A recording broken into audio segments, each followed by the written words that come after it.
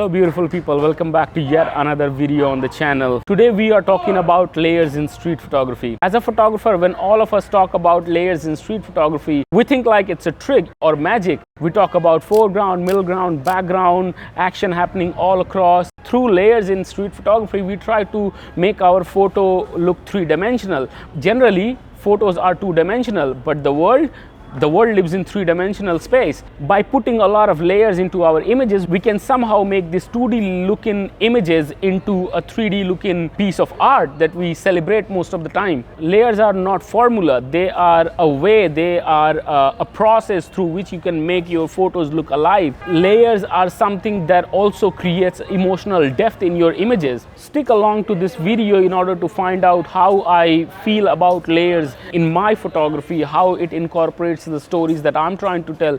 Most of my images are also simple, flat, but I try to have a lot more emotional depth. My goal with photography is to make you all feel something when you see an image. Maybe it's a second of pause, a little peace in your mind, maybe a little smile and all that. Stick around with me for next few minutes in order to find out what I feel about layers and how I do it.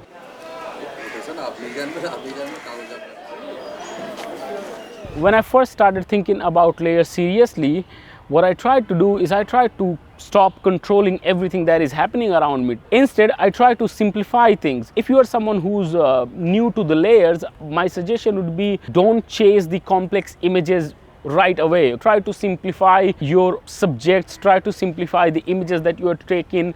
Probably just work with a foreground and a background. That will help you a lot. In photography, you don't need a lot of chaos. You actually need clarity that just explains your audience what's going on in your images.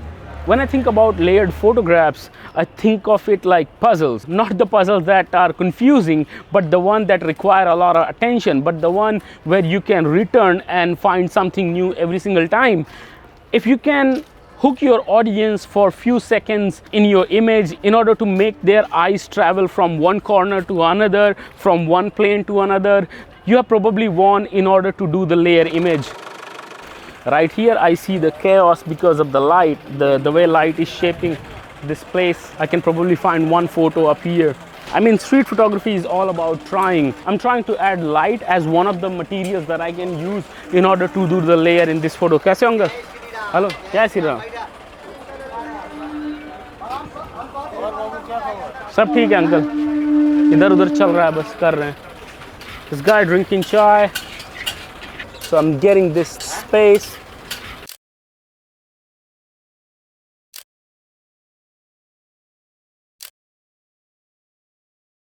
Before we jump into the section where I show you the tips and tricks that I use in order to do my sort of layers in street photography, I want to share about my experience of doing simple images and then doing the layered images. When I started doing the layers, I felt like I started doing it because everybody else is doing it because it was cool. But when I got hooked to it for at least 3-4 years, I realized, wow, it's actually quite rewarding because I can put so many things and so much of action into my images. For me, street photography has always been about the emotional depth that a photograph carries. I don't care if there's so much happening in my image, but I would always care about the clarity that I'm providing with that one particular image. I love taking picture of someone standing still and the world's moving. I love taking picture of a child staring at something that I will always miss. So it's always about what's happening in the frame and how can I make it look emotional. A simple photo is always uncomfortable because you don't have a space to hide in that image. If a photo doesn't work, it doesn't mean that your composition is not right. The only meaning that it has, it is probably missing the feeling that you were looking for. Layers can always be your shield, but simplicity requires a lot more attention, and it's a responsibility that you have to have in your images. I try to just make people feel something, you know, some sort of emotion in my images. I'm not saying that you should not do layers, but what I'm trying to say is if you're seeing a moment or you're trying to just arrange it. For me, there's always something happening on the street which we as a photographer needs to capture and world needs to see. Street doesn't need any sort of decoration. It just needs understanding from all of us as photographers. I'm trying to do something up here with the kids playing. So the layer that I'm trying to build is with the connection that is happening here between this kid and this uncle while playing this board game.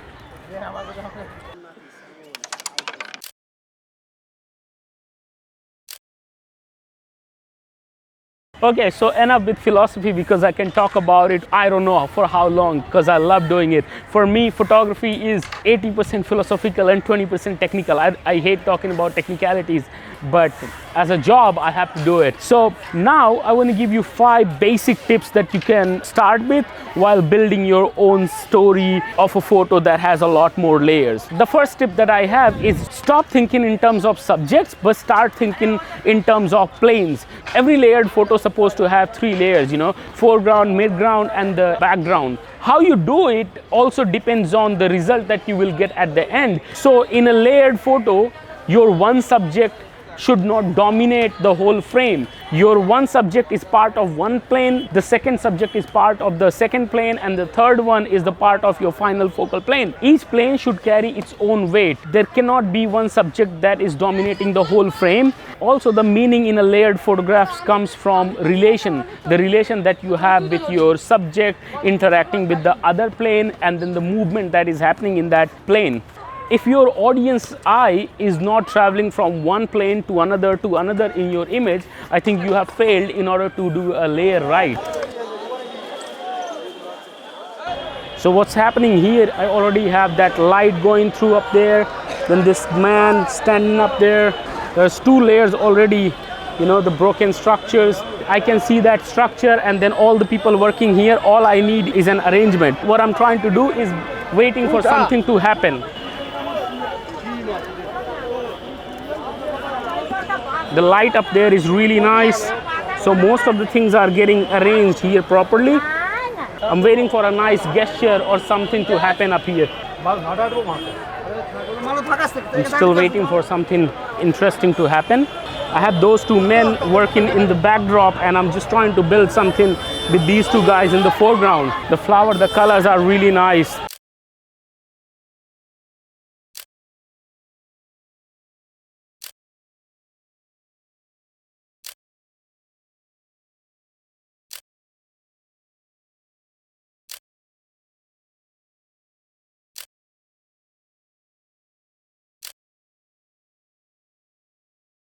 The second tip that I have is build your frame before the moment arrives. In my experience, I feel layered photographs doesn't come accidentally. You actually build it through time. You build it with patience. When I'm preparing for my layered images, I'm looking for a really cool background. I'm looking for a light that is cutting a wall. Most of the time, I'm looking for frame within frame. All these sort of tricks that I have in my experience will help me to build a nice image. Once I have this structural body of my frame, I will wait for people to enter. I will wait for interesting people to do the interesting stuff. Maybe a hand gesture, a leg movement, or something. Maybe an interesting body posture. Emotion in an image doesn't come from chasing moment. It comes from an action that completes the alive frame that you have already selected. Let me go out and see if I can build something up here.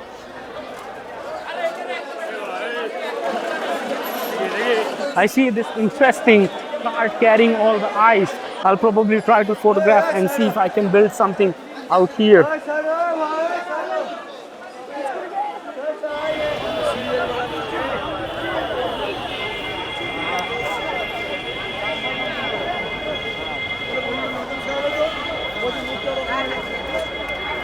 The color is creating the tension here.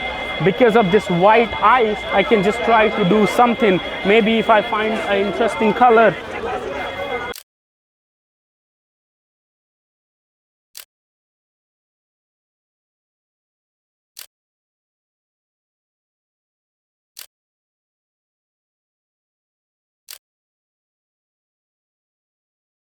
Third tip that I have is use color and light as the structural base of your layered photos. In a good layered street photo, color is not for decoration, it's actually the architect of your image. If you have warm colors, move closer. If you have cool colors, probably move a little backward. And if you can combine these two tones in your image and use all the other colors as a repetition, or use all the colors in a single image, that can also lead to a beautiful layered image. A strong contrast in your colors will always separate your focal planes in the image. I really enjoy this barber shop and he's super kind to me. I always make photos here. So I thought when I'm building a layer through a mirror or through color, I can use this place to explain. Right, the uncle's working also right now. So I'll just try to see if I can do something here. I can see myself in the mirror, which is not cool. This uncle's working. I have this pink color in my backdrop. Then the guy standing next to that has the same color. Mirrors are always fun to shoot when you talk about layers. I like that poster up there, the calendar, things are separated. I think this uncle will give him some money so I can have the transactional shot now. Too fast. Too fast to be true.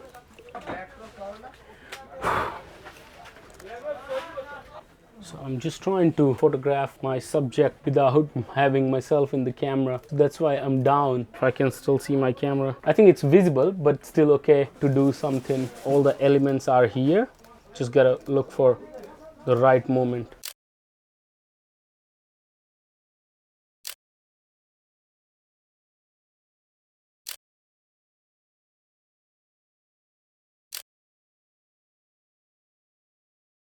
Light in an image defines where one layer ends and another begins.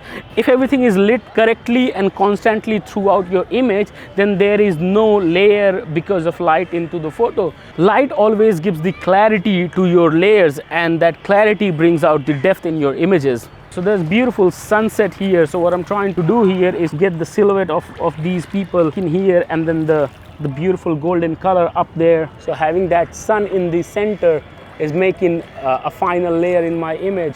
But these guys who are working in the foreground are the first ones. Another tip that I have, always make your foreground do all the talking, you know, let it create a lot of action. So the guy taking shower here is one of my layers, and then the boat passing through is the second layer. I'm going to try to build a layer between here, there, and then the bridge. Let me see. I need something to balance this. Bird came in.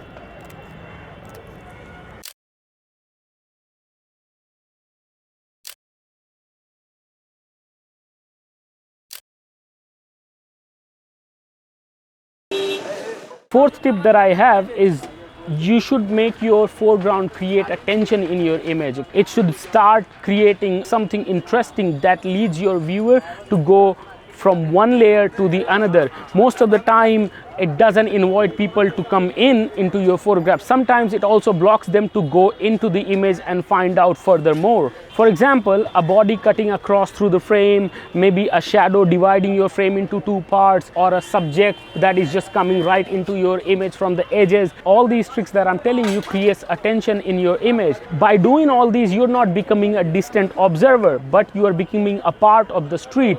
And I feel like if you have a really interesting foreground which is not sharp enough, then that leads your viewer to look more deep into the image, and that is how you can create a little bit more layer. In my feelings, foregrounds that interrupts are mostly honest. They are not something that is just up there and decorated. It is something that you curated by waiting and through persistence.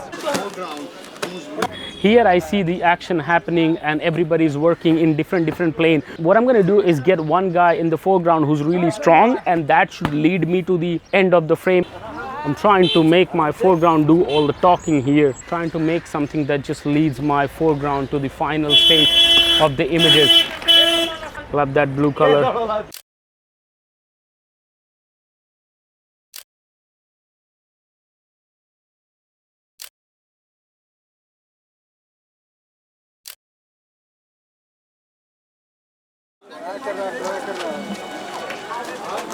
Fifth and the final tip that I have for layers is I will always choose to find a balance in my image instead of drama. An image requires a lot more equilibrium than action. I think a small gesture of hand or legs, or maybe a car coming into the frame, someone doing something at all the edges, that can create the balance in your photo, and that can also add one more layer to it. To create balance in your images, you need to wait and you need to have that patience. If you shoot early, you are missing something in. If you shoot too long, then the frame collapses. Layering is a lot more having to learn about the patience and taking that patience into the level where all the sides of your images, the edges are equally balanced. I really like the paintings up there and the uncles coming in from the edge, the balance. I'll try a few more. Maybe a car comes in or a cycle, something from that side. So if I get that, could be okay.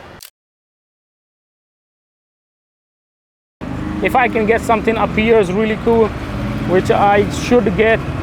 The balance and equilibrium here is really nice. I'm just waiting for a yellow taxi to come in into my frame. So the light is really good. The backdrop's amazing. Okay, even this bus will do for me. Yeah, the left and the right are amazingly balanced. Just need something interesting to come in. Probably I'll do a slower shutter speed for the mirror.